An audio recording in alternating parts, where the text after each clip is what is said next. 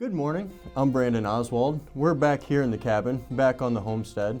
Today we are going to do some leather working. We're going to make a hunting pouch, or also called a shot pouch. But first, I'm gonna have a cup of coffee. Always gotta start the day off with a good cup of coffee. And a little stronger than I normally drink it, but it works. So today we are going to make just a standard hunting pouch. And the thing with hunting pouches is a lot of them were made by the people on the wilderness, so the imagination is really what dictated what the shot pouch looked like. A lot of them had a lot of decoration and some of them had none, and they were very plain, and that's what we are going to make today. Hunting on the frontier was so important, and it was all done with muzzle-loading flintlock weapons. And to make sure that those work right, you had to have all kinds of different tools and all sorts of little accessories, and you needed a bag to keep all that in.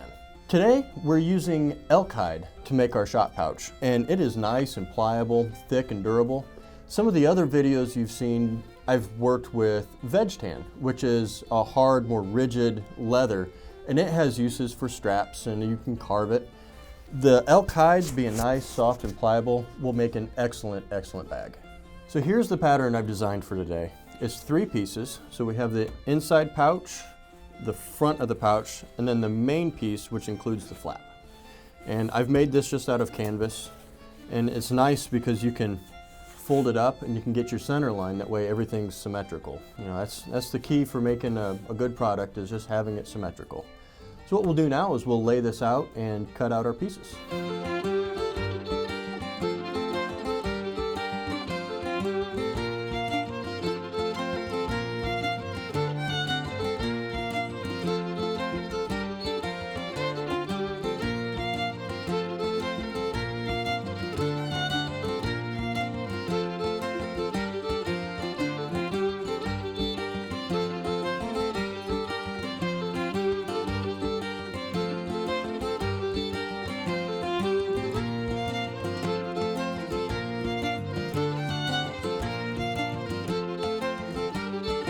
We have our pieces cut out, and you noticed I scored it with the knife and then came through and used scissors to do the final cut.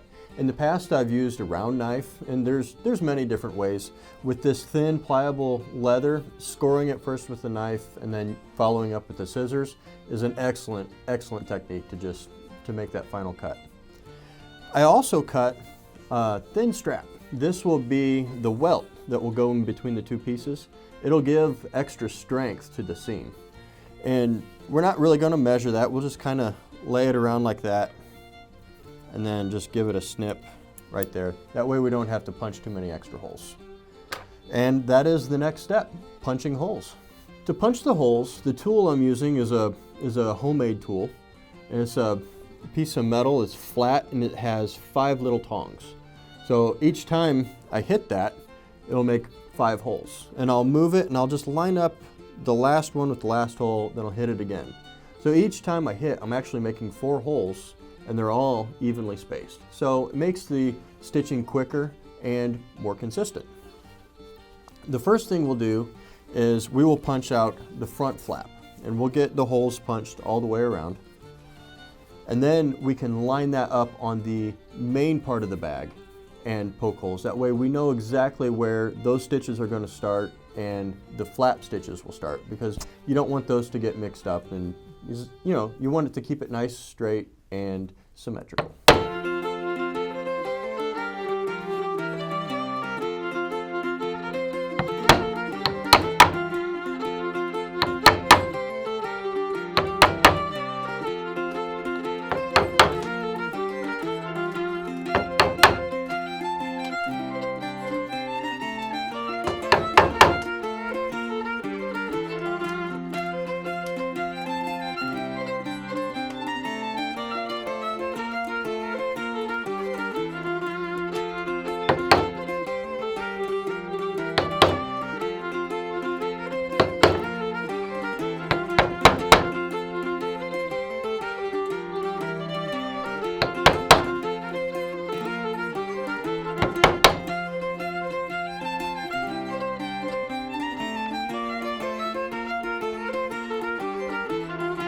Okay, so we have all of our holes punched for the pocket and the main part of the bag.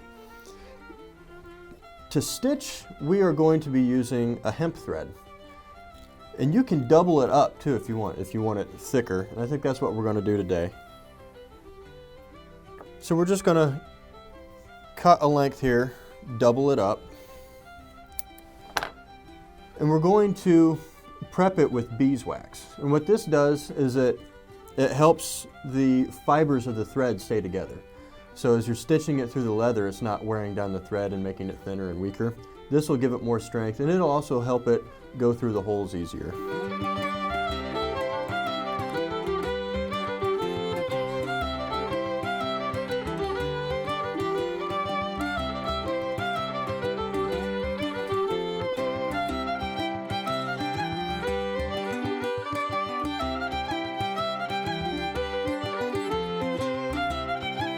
Today we are going to be using a saddle stitch. So we have a needle on each end of the thread. And we'll start by going in the first hole on both pieces. And we want to pull it halfway through. The easy way is we'll take the needles, match them up, and pinch them. And then we can pull that tight. Then we know that they're both the same length. And that's what you want, because each one's going to be going through working the same time on both sides of the thread. So now we'll take the inside needle, we'll go through the next hole, we'll find it there, pull that through, make sure our threads are roughly even. Now we'll take the other needle, the one that was on the outside, and we're going to go into that same hole, but the opposite direction.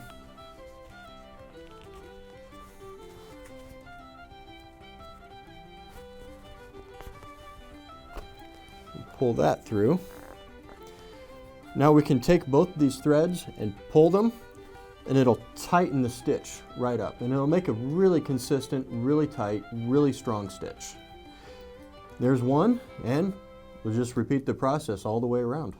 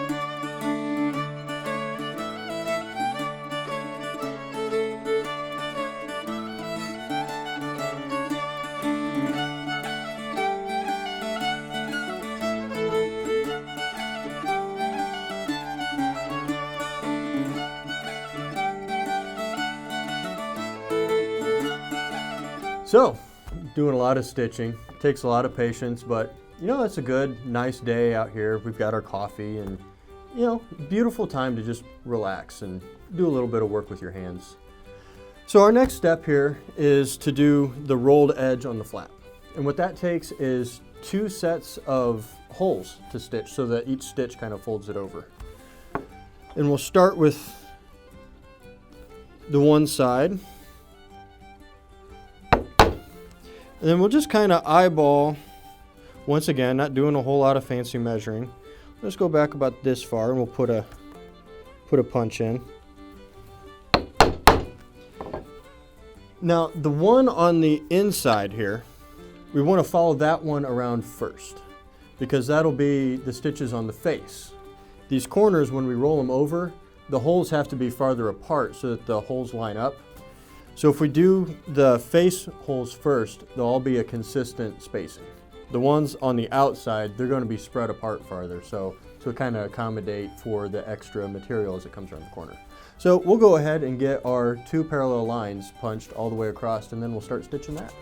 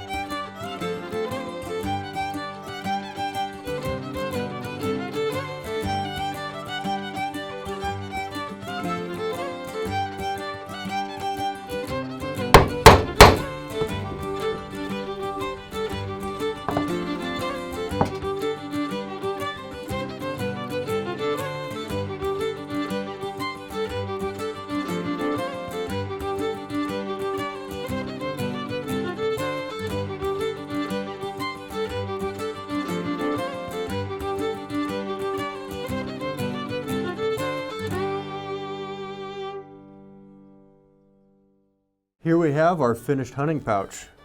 Great, great project. I love how it turned out. And it will come in handy in the woods, carrying everything that I need to carry to fire my muzzle loader, or if I'm not hunting, you can even carry food or whatever else you want in it. For this strap, what I have done is I've used a little heavier leather for the strap, so it'll take a lot more wear. And I have just stitched it on, just a nice square stitch on the back, very simple. The button, what I did first was make the slot, and then I can line it up where the button needs to be, poke the hole and mark it, and then I can stitch the button on right where that is. So that makes a nice, easy, secure closure, because you don't want it to flap open and then all your very important tools to just fall out all over the woods. So important to have a button. I have my own show on our new streaming platform called Townsends Plus. If you like this and other leather working projects, check it out. Click the link in the description.